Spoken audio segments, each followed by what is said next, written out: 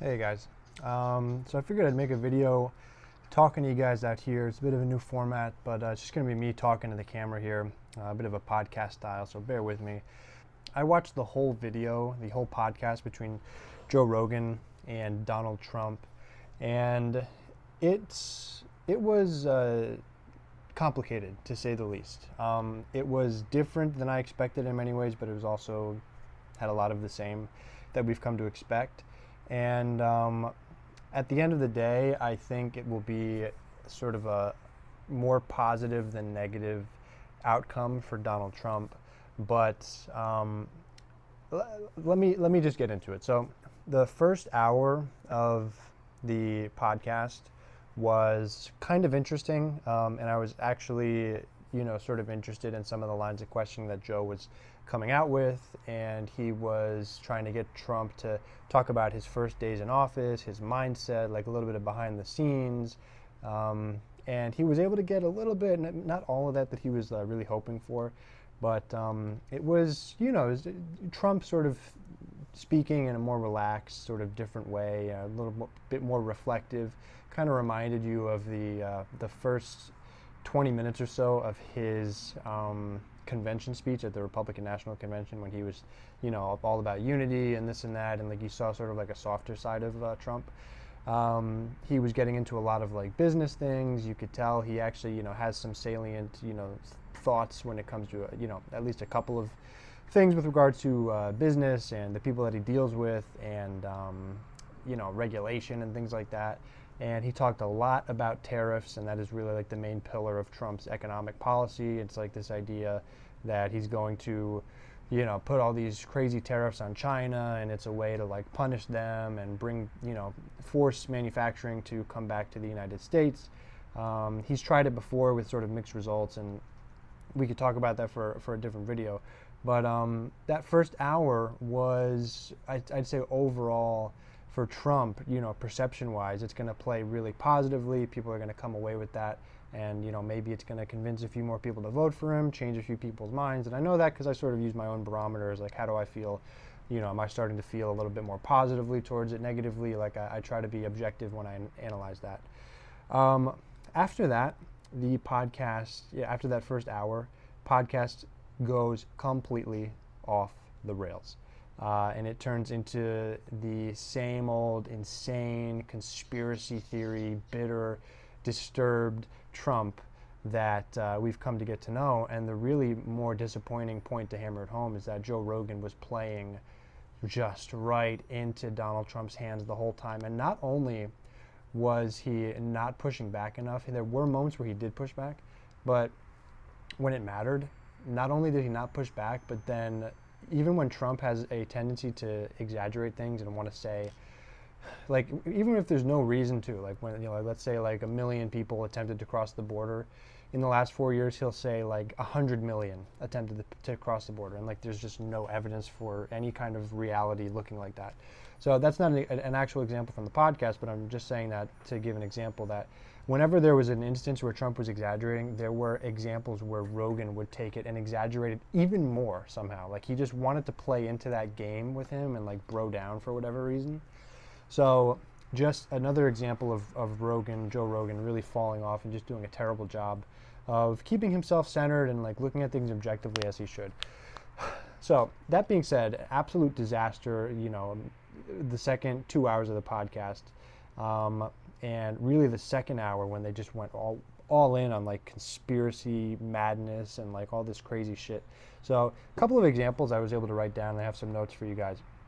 One of the notable things that Trump ended up saying, he was talking about like windmills and alternative energy and things.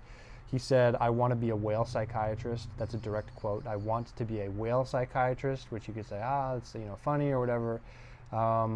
I don't know. You take it as you will. He said like the whales are getting driven crazy by the windmills, and because of how sensitive they are, and he wants to be a whale psychiatrist. He was joking, obviously, but just strange things to say. Trump, in talking about nuclear energy and nuclear weapons, he went back and forth on how like, nuclear is going to be the end of the world, but like Joe Rogan said, well, nuclear energy can be a positive thing, and then Trump said, yeah, but it's too dangerous, but like, yeah, we should do it. Like he kept going back and forth, like, yeah, we have to do it, but we have to be careful of nuclear, but I have the best nuclear, but we can't have nuclear power because it's too dangerous. Totally confused. He has no idea like what his policy stance on that is, and Rogan just lets him get away with it. He has a new conspiracy. Trump he unveiled a new conspiracy about polling, where he basically thinks that all of the polls now are fraudulent, that they're all bought and paid for on either side, that none of them are scientific, and no one's actually trying to figure out what the reality of the situation is. So he says that. He said, I think all the polls are fraudulent. And then he said, but I like the polls this month because he's doing better in the polls this month. So Trump likes it when he's doing better in the polls. He believes them when he's up. He doesn't believe them when he's down. So there are points in time where Trump both believes the polls and likes them when he's up.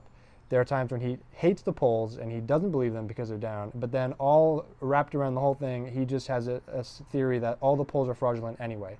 So he's on every single side of that. He's conspiracy, and he is just basically deciding he likes something or doesn't, just whether or not it looks positively for him. And that makes sense because we know that that's what Trump is all about. Okay, he likes something. If someone says something positive about him, he likes them, and if they say something negative about them, he doesn't like them. He's very transactional, and that's part of what makes him so dangerous, especially when dealing with dictators and people like Putin. That it's not even difficult. Like, it's not even remotely difficult to manipulate him and get him to do whatever you want and get him on your good graces, because he lets you know. They talk a lot about the 2020 election and all of that nonsense. We'll get back to that. Rogan presses Trump on what would you have done differently on the Afghanistan withdrawal. He basically says, I would have gotten the equipment out, right? So he says nothing about strategy. He says nothing about, he said basically, you have to do it right. You have to do it right. Doesn't give any specifics, has no idea what potentially went wrong or why things went wrong. The end of the bottom line is that you withdraw out of a country after you've, set up infrastructure and all for 20 years, and you basically pull out and leave a power vacuum. Things are going to be disastrous. Could it have been done better? Of course. All right, we got kicked out of there, so we're going to continue out here by the lake. So he gives no answer on Afghanistan. Trump then goes into this story. There's like a 10-minute story where he's talking about like flying into some remote part of Afghanistan or Iraq, I forget. And he spends like 5 or 10 minutes talking about how good looking the pilots were. He's like, these guys are absolute specimens. They're so good looking. These guys are specimens.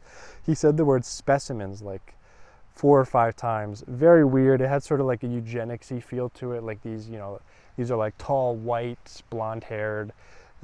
This is my editorializing, but that's how it came off. Like these are absolute specimens, like the perfect human beings or whatever, these pilots. Trump talks about how he rebuilt the military and rebuilt our nuclear. The military budget goes up every year, regardless of president, Democrat or Republican, so that doesn't make any sense. This part was interesting. This part was fun. He talks about the Kim Jong-un situation, the Kim Jong-un negotiations, and how he got to know Kim Jong-un better than anybody, and at one point was telling Kim Jong-un, I don't know if this is true or not, that he should stop building nuclear, go to your beach house and relax. He said he's telling them that his style of negotiation with Kim Jong-un is, hey buddy, you have a beach house there, and whatever, just go to your beach house and take a chill pill. Stop building nuclear weapons. Trump does the enemies from within thing. He talks about how the migrants are rapists and criminals, and there's millions of them, and they're taking over their apartment buildings and all that bullshit, all those lies. There are more, on a percentage-wise basis, natural-born citizens commit crimes at a higher rate than immigrants do, than illegal immigrants do, and that any kind of immigrant do. So all that demonizing and bullshit about immigrants. We need immigrants. We need a fixed immigration system. I'm not saying we need open borders or anything. We need control of the situation. But the fact that you're talking about deporting and like rounding up and militarizing this process of deportation is terrifying. especially for a lot of those good people who are just trying to escape, danger and look for a better life. Okay, what else? He talked about like people coming from prisons in the Congo, probably a lie. Let me say, I took a note here at this point where it became very evident to me, on sort of a positive note for Trump. He's a very good conversationalist, and he is the guy that you sit down, you go out, you have drinks with, you sit down at the bar, and you just have a good time. He's got good timing. He knows when to jump in. He knows when to stop talking. He knows when to interrupt. He knows when not to interrupt. And he's got a good flow to the conversation. He's actually really like the perfect guest for Joe Rogan. So, because he just checks so many boxes in that way. Then they got off of policy for a little bit. They talked a little bit about the UFC. Then Rogan, they talked about vaccines for a minute. And again, Rogan, Trump was trying to say something positive about the polio vaccine, how it basically wiped out, and the polio just like that. And then basically Rogan interjects with this ridiculous conspiracy that, no, it was only after the polio cases were declining that they had the vaccine, and so it made it look like the vaccine would work. Complete rewriting of history, freakish nonsense, demonizing vaccines after they've done so much positive for freaking society. I mean, look where we fucking live. Look at society. We don't have to deal with so many of these crazy diseases anymore because of vaccines, and there's minimal risk about it. And it's just these conspiracies piss me off so much. It's so stupid.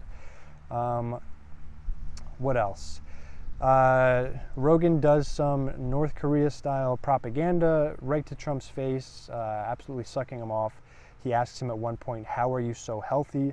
Trump is obese. He's clearly obese. He's been overweight for most of his life. He eats McDonald's on a daily basis, and there's absolutely no basis other than the fact that he does these rallies all the time, and you could say, wow, look at his stamina, but he's clearly unhealthy. And for Rogan, someone who's a health nut, who works out all the time and believes in a healthy lifestyle, that's just pure sycophantism, propaganda, North Korea style, the president doesn't have a butthole bullshit. What else? They mentioned the very fine people hoax, fine people on both sides. Trump very clearly said fine people on both sides with regards to the neo-Nazi rally. Trump said he is plus 30 with young people, plus 30% with young people, absolutely impossible. He's actually losing with young people. Maybe he's meaning some small faction of young people in some weird corner of right-wing internet, but total bullshit, doesn't make any sense, and it doesn't do you any favors to make up poll numbers. What else? They talk about how this quote says a lot. They talked about how the rebels are Republicans now, that Republicans are the rebels now. And it says a lot about the kinds of people that are lining up on that team at this point, because a lot of people are doing it just to be cool, just because it's the cool thing to do, or just because it feels cool. You are the cool kids in school if you are on the Republican side, and if you bash the liberals, that's basically the long and short of it. It's the cool thing to do, totally devoid of any policy consideration, totally devoid of reality or anything that actually matters. It's just freaking they think it's cool. Okay, Rogan pushes back on Rogan basically asks Trump can you prove how the election was rigged? Can you prove how the election was stolen? Of course, Trump is not able to provide any evidence, and he basically says it was rigged because they changed, the legislatures changed the laws before the election to allow for more mail-in voting. And the reason they did that was because there was a pandemic, and that potentially people were going to die if too many of them showed up to vote on election day. So it was a health matter. It had nothing to do with let's rig the election in one way or another for Democrats. They have no evidence. Rogan asks him 5 times, why don't you show me the evidence now? Why don't you show me the evidence? And they always say, he says, I'll come back and I'll show you the next time. Mike Lindell says it every single time, Mike the MyPillow guy. I'll show you the next time. Come back and I'll show you the next time. They've never produced any evidence. It was a lie from the outset. It was a lie during, and it was a lie after, and it was a self-perpetuating lie that just spread because Trump was pissed and upset that he lost and couldn't admit defeat. And he's as a wannabe dictator and would have liked to stay in power if he'd be allowed to. Trump said that Wisconsin admitted the election was stolen. Nobody ever did that.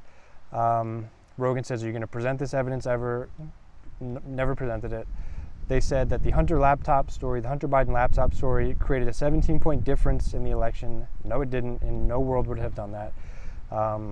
Pictures of Hunter Biden's dick and cocaine would not have swung the election 17 points, if at all. He talks about ballot harvesting. He talks about like lock boxes and all kinds of other conspiracy theories that have been debunked.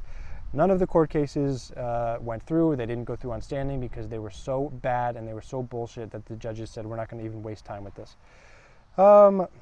Rogan says, well, they keep saying you were a dictator, but you weren't a dictator for the time you were president. What do you call trying to overturn an election? What do you call fake electors slate? That is literal things that dictators do to try to stay in power. So again, total, complete bullshit. Rogan says that instead of having debates, they should sit down in a format like this, but just not have anybody there to check facts, not have anyone there to do fact checking, which, stupid. I mean, just on its face, stupid.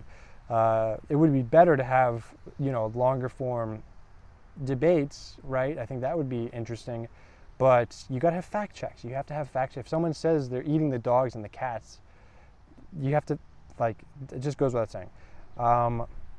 Tim Walz says that about Kamala picking Trump says about Kamala picking Tim Walz that she picked him when she was sleep deprived. Guys, Tim Walz was a great pick by Kamala Harris. I don't know why they think he's like so easy to beat as he is. He's got a couple of weird tendencies here and there, but he's amazing on policy. He's a down-to-earth guy. He's a relatable guy, and he's the only politician in this whole race that still has a net positive favorability rating. So whether they're jealous of that or not, or they just don't understand what they're talking about, or it's pure propaganda, whatever. Trump says, I've never seen anyone get away with changing a position like she has. Trump was a Democrat, and he admits it in this interview. Trump was a Democrat most of his life. He was pro-life most of his life. He switched positions on like vaccines recently. He switched positions on abortion. He switched positions on a number of issues. So he's just calling, again, it's just pure projection again at this point. With regards to the Democrats allowing immigration, he says they allow immigration because they hate our country, they're stupid, and they want to buy votes. Or maybe because it's a humanitarian thing to do and it's good for the economy, you jackass. Trump says, I have books on the 2020 election fraud, okay, written by absolute quacks and lunatics. Trump said something very ominous, again, in this one of these ominous Trump quotes. He said, if I win, this will be my last election. Now, he didn't say the last election. He said my last election, whether that means he's just going to step down and go away. I highly doubt that, considering the recent history, but we will see what that means. Hopefully not. Rogan decides to say that mail-in ballots are certainly a problem. There's no problem with mail-in ballots. There's a minuscule amount of fraud associated with any number of these things. So we have secure elections. They've investigated them. The 2020 election has gone down as one of the most secure elections in history. Again, it's all total ridiculous bullshit. I just went and voted today. I don't know if you see that. I just went and voted today. It was a super smooth, super professional process. Everyone there was very respectful, volunteering, doing their job, doing their civic duty, and they're just coming out and demonizing this stuff just to fucking skew our elections and hurt our democracy. It's total bullshit. And then finally, in talking about France, Trump said, in talking about negotiating with Macron, Trump had a genius line where he says, Macron is like a person that likes France. Emmanuel Macron is the president of France. I would hope that he likes France. Macron is like a person that likes France. So basically, I'll leave it at that. I wasn't able to get every quote from there, but that's generally a breakdown of how that interview went. Just a fucking miserable disaster, and pretty much one of the final pillars, one of the final straws in the downfall of Joe Rogan's intellectual abilities. Just basically let this maniac, liar, conspiracy theorist, fraud president come on and say whatever he wants for 3 hours, got away with almost everything with minimal pushback, sucked him off, and Trump gets away with a number of other, freakish lies and conspiracies. So if you want to go ahead and watch it, it's interesting. Will it help Trump? Unfortunately, probably. That thing's got like 30 million views, if not more. It's going to be one of the most watched, if not the most watched podcasts in the history of the world. And Kamala's on the defense. Kamala's on her heels. She's losing support. People are going to watch that first hour at the very least, and they're going to get some positive things out of it. And the publicity alone, the media, the visibility, whatever you want to call it, is probably going to be positive for Trump. So, all that being said about the madness of it all. So let me know what you guys think about that. I'm going to leave it here. This has been a video that has gone on for too long, and I want to move on from that and get on to the next one. So please go ahead and like and subscribe to this channel. Keep you updated with all this craziness, and we will see you in the next one.